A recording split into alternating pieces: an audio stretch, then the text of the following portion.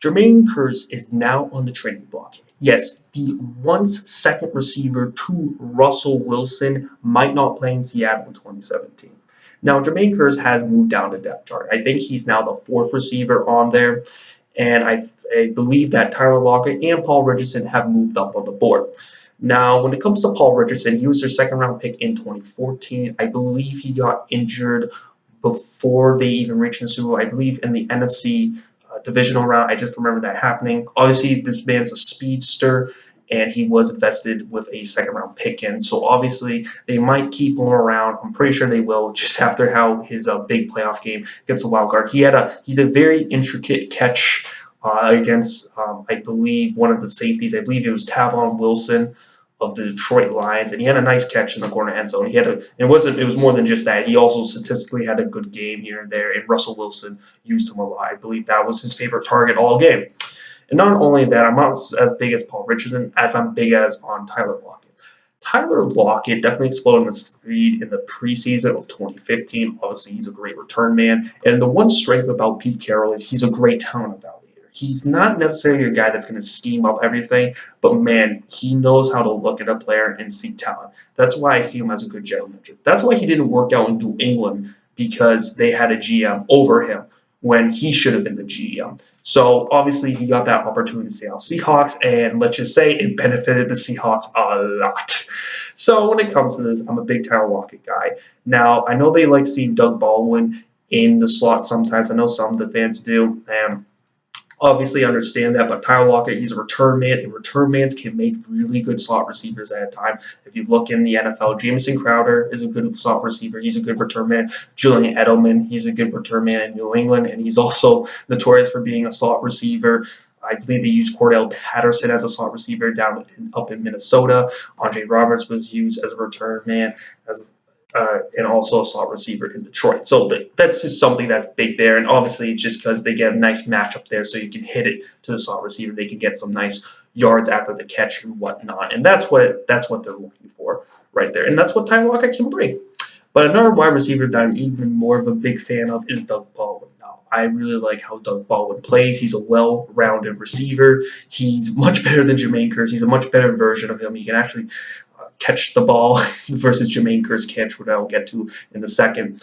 And Doug Baldwin is definitely a receiver that I look at and think that that's a guy that you should bring in, whether it's a scheme change or not.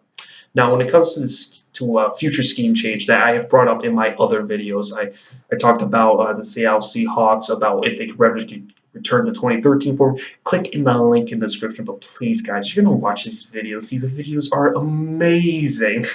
And I talk a little bit about the scheme change, about how they should go from a vertical offense instead of a West Coast offense. And the reason why, I think that just to briefly, I think that vertical offenses help quarterbacks with better deep balls, that are more of a deep ball thrower. That's what Russell Wilson brings, and I think that they should play to Russell Wilson's strengths. And I think that would be a good way to incorporate Russell Wilson and maybe have him progress to the next level. So when it comes to this, I think Doug Baldwin, whether it's a scheme change or not, you should keep him. I think there's something legit there, but he might change in the future depending whether they keep Paul Richardson. Now, if they do keep Tyler Lockett and Paul Richardson, they might have to go, if they do ever do a scheme change, they might have to go for a 6'5" kind of receiver, similar to an A.J. Green. Not necessarily a speedster, A.J. Green is. He has pretty average speed for a wide receiver. He runs a 4.5. However, he jumps really high and he's really tall. Even though I'm not a big fan of A.J. Green, I think he's overrated. I think he would work really well with Russell Wilson just because he's a deep threat. He's one of the best deep threats in the game. And I think that Russell Wilson, since he throws a deep ball well, I think they're already going to have good chemistry naturally. And I think that can definitely help right there. And so Doug Baldwin might leave in the future. But I'm a big Doug Baldwin guy. And they don't change the scheme. Obviously, keep Doug Baldwin. They really found a good player right there. And I believe he was undrafted. And I think that they can definitely value him. And I really do like watching Doug Baldwin play. I think he's legit. I think he has the toughness of a receiver that can bring in. Now, when it comes to Jermaine Kearse, some teams that he could move to, if I am the Minnesota Vikings, I think you should take a chance on him. Yes, just because you don't really have that much talent around Sam Bradford. Kyle Rudolph is there, but obviously he was the only target really for him to throw to besides Stephon Diggs. And I'm not a big Stephon Diggs guys. We got Michael Floyd, he's being suspended, and they have Adam Thielen, who's a 900-yard receiver. But I think they should just bring in Jermaine Kearse just to have someone right there that they could throw to. And maybe Jermaine Kearse could possibly return to his 2014, 2015 for whatever his best season was. But he could possibly do that in Minnesota. Maybe Detroit. Detroit definitely lost receiving talent, but I highly doubt Detroit. They run a different scheme up there. And I just think to myself when it comes to Jermaine Kearse that what similar to what happened to Joe Hayden. Joe Hayden, the Cleveland Browns apparently failed to find a trading partner. It looks as if Jermaine Kearse might be cut and he might just be somewhere. He might just go to another team. He might go to the San Francisco 49ers. I think that's quite possible. He might go to the Kansas City Chiefs. I think those are some teams that could be really interesting to him. And Jermaine Kearse does have that well-roundedness, but he's not a good receiver. When I mean by receiver, when it comes to catching the football, yes. So when it comes to this, I've seen this before. One of my longtime subscribers, John Ward, actually pointed this out that Jermaine Kearse doesn't really have good hands. I've heard watching eye test wise, I'm like, yeah, he doesn't have good hands, and obviously there's some proof to that. Obviously, there's this pro Seattle Seahawks article that was on Jermaine Kearse, and they were talking about, and this is where I'm getting my source from, how he might be getting traded on. This is some statistics right here, but apparently he only caught 50% of his passes thrown to him.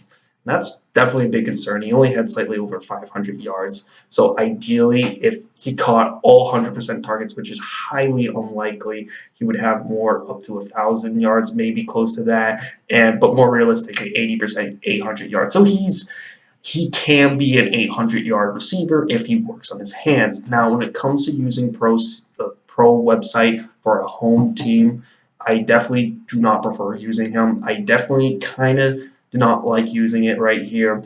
However, I feel as if it covers a team and reports something negative on it, it carries more weight than the same site having a positive opinion on player, because they could just be building up narrative because they just might be biased. But however, right here they're not being biased towards the team, so I think that carries more weight if it's negative. And I tend to stay away from them, guys. I'm using it right here just simply because it's a negative opinion on a player. I think that carries more weight than a positive opinion, because I think positive opinions by a home site, like for instance, if there's a website, I'm not even sure if it exists, the Cleveland Times was covering the Cleveland Browns, and they're talking to me about how DeShone Kizer is better than Aaron Rodgers, and it was by Cleveland Times, I would definitely be concerned. I definitely would not use that as a source just because Cleveland might be building up a ridiculous narrative there.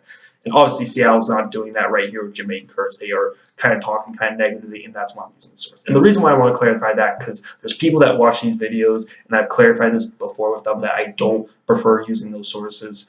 As of right now, this is the one exception when it's negative on the player.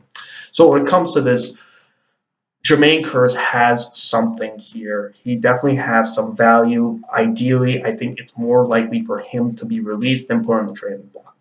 Alright guys, thanks for watching the video. Click in the links in the description for some other videos. I have been very critical on Russell Wilson. The link in the description. If you heard earlier in the video, I talked about if the Seattle Seahawks can return to 2013 form. Link in the description. Richard Sherman was rumored to be traded, and apparently he's on the trading block every year, apparently. But I talked about why it's possible for him to get traded. Click in the link in the description. I'll see you guys next time. Peace.